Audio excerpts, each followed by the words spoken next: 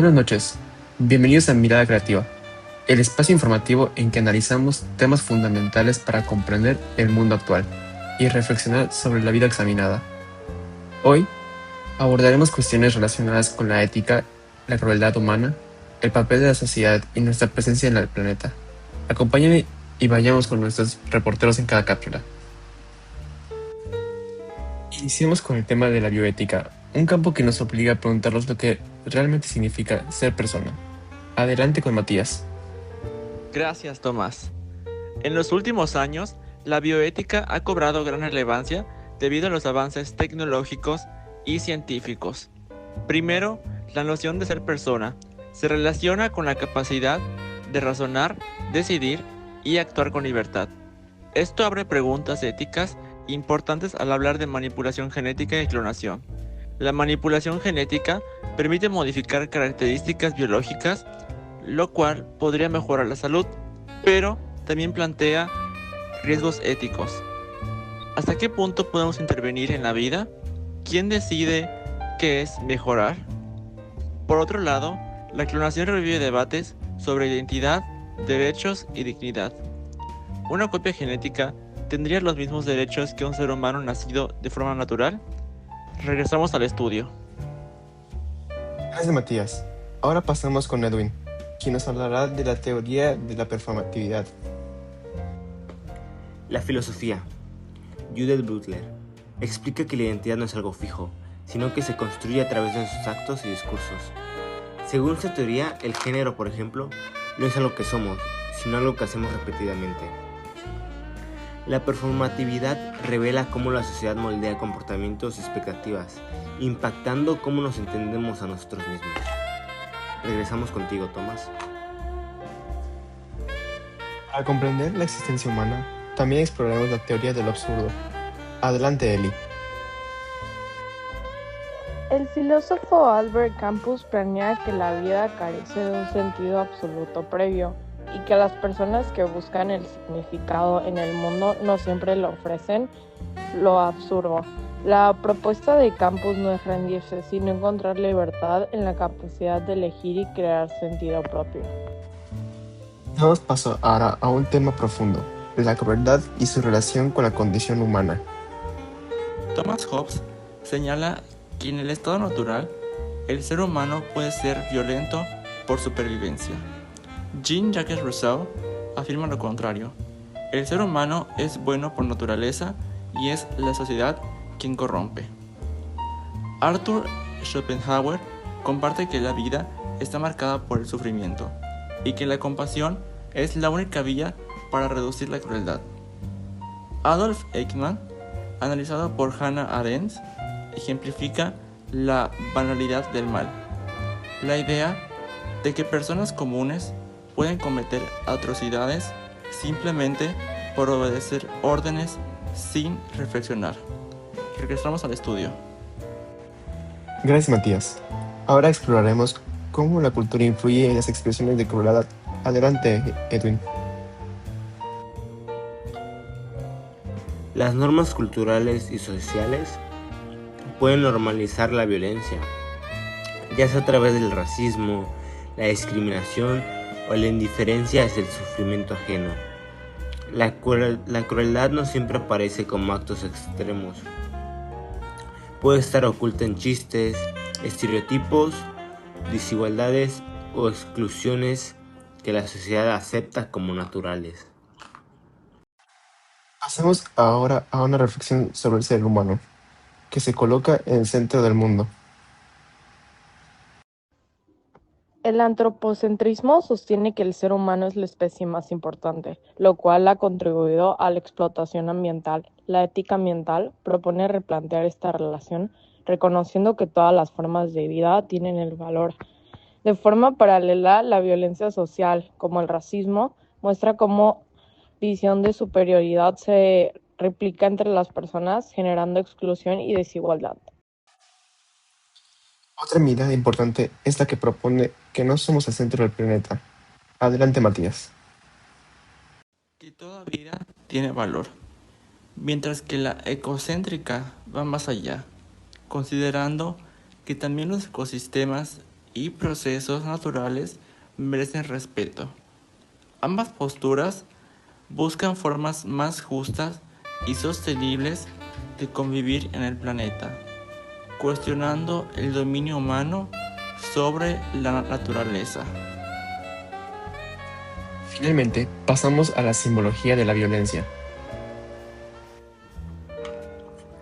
La violencia no solo se expresa físicamente, también aparecen símbolos, discursos e imágenes que normalizan el daño, desde palabras que humillan hasta símbolos de poder que imponen miedo.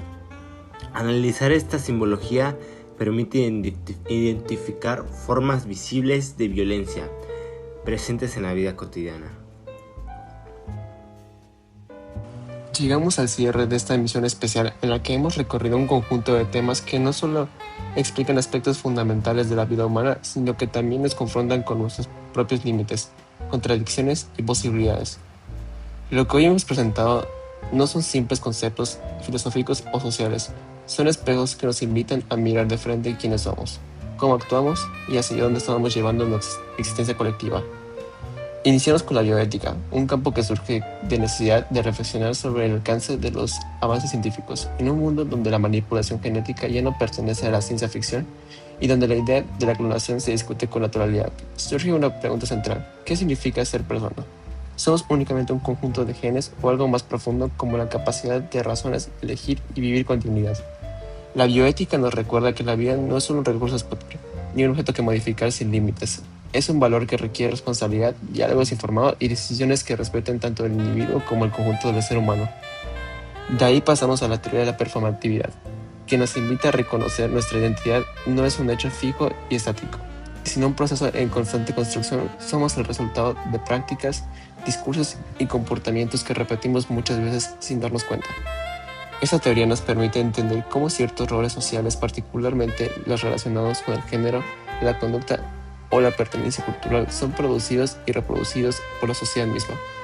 En otras palabras, aquello que consideramos natural muchas veces es el afecto de que la sociedad espera de nosotros. Después, exploramos la teoría de lo absurdo, donde Albert Camus nos enfrentó a una condición inevitable de la existencia: la búsqueda del sentido en un universo que no lo garantiza. Esta tensión entre nuestras expectativas y la indiferencia del mundo no debe llevarnos a la desesperación, sino a la libertad. En el reconocimiento del absurdo, Camus vio una oportunidad para asumir la vida con la lucidez, responsabilidad y creatividad, aceptando que somos nosotros quienes damos significado a lo que vivimos. Más adelante reflexionamos sobre la crueldad, un tema tan antiguo como la humanidad misma, a través de que pensadores como Hobbes, Rousseau y Schweitzer observamos distintas interpretaciones de su origen. Para Hobbes, la violencia es parte del estado natural, un mecanismo de supervivencia. Para Rousseau, como somos seres originalmente buenos que la sociedad corrompe. Para Schweitzer, por su parte, señala que la vida está marcada por el sufrimiento y que no solo compasión puede regresarlo. El caso de Eichmann, estudiado por Hannah Arendt, nos confronta con la posibilidad de que la crueldad no solo provoca la maldad personal, sino la falta de pensamiento crítico y la obediencia ciega a órdenes injustas. Esta banalidad del mal nos recuerda la importancia de reflexionar antes de actuar y de asumir responsabilidad por nuestras decisiones. Este análisis nos lleva a comprender que la crueldad no es solo un individual, también estructural. Por eso analizamos el papel de la cultura de la sociedad en las manifestaciones de la crueldad. En ocasiones, los valores, costumbres y creencias compartidas pueden normalizar actos de violencia, discriminación o exclusión. Muchas formas de crueldad no se reconocen como tales porque se esconden detrás de la tradición, la costumbre o el simple hacerse las cosas. Luego abordamos el antropocentrismo, la visión que coloca al ser humano en el centro del mundo y que ha servido como justificación histórica para dominar la naturaleza. Pero esta idea ha tenido consecuencias severas: crisis climáticas, extinción de especies, degradación ambiental y también violencia social como el racismo, que opera bajo la misma lógica de superioridad y dominio. La ética ambiental nos invita a romper con esa mentalidad y a reconocer que el ser humano no es dueño del planeta, sino un habitante más. En contraposición, estudiamos las posturas biocéntrica y ecocéntrica, que amplían nuestra mirada ética a incluir no solo los seres humanos, sino a todos los seres vivos y los ecosistemas. Esta perspectiva nos exige pensar en el futuro sostenible en el respeto por toda la vida en todas sus formas y en la responsabilidad compartida que tenemos frente a la generación futura. Finalmente discutimos la simbología de la violencia, esa dimensión invisible pero poderosa que se manifiesta en discursos, gestos, imágenes y actitudes que refuerzan el dolor, la discriminación o la desigualdad. La violencia simbólica puede ser tan dañina como la física, porque moldea nuestras creencias y justifica prácticas injustas sin que siempre seamos conscientes de ellos. Todos estos temas, aunque diversos, convergen en una llamada urgente a la reflexión. El mundo actual necesita personas con capacidad de pensar, cuestionar y actuar desde la ética. Necesitamos una ciudadanía que no limite a obedecer o repetir, sino que analice con espíritu crítico, con respeto y con apertura. Hablar de una vida examinada no es un lujo filosófico, sino una necesidad para construir sociedades más justas. Examinar nuestra vida implica reconocer cuando actuamos por costumbre y no por convicción, cuando aceptamos desigualdades como si fueran normales, cuando participamos en formas de crueldad sin intención o cuando fallamos en proteger las vidas que nos rodean. Hacerlo requiere valentía, pero también humildad, la humildad de aceptar que no sabemos todo, que podemos aprender, cambiar y mejorar. Solo así podemos enfrentar los desafíos éticos, ambientales, sociales y existenciales que marcan nuestro tiempo. Gracias por acompañarnos en esta edición especial de Mirada Crítica. Que estas reflexiones les invitan a mirar en su entorno, a cuestionar sus prácticas y a participar activamente en la construcción de un mundo más consciente, más justo y más compasivo. Yo soy Tomás Peniche y les deseo una excelente noche. Hasta la próxima.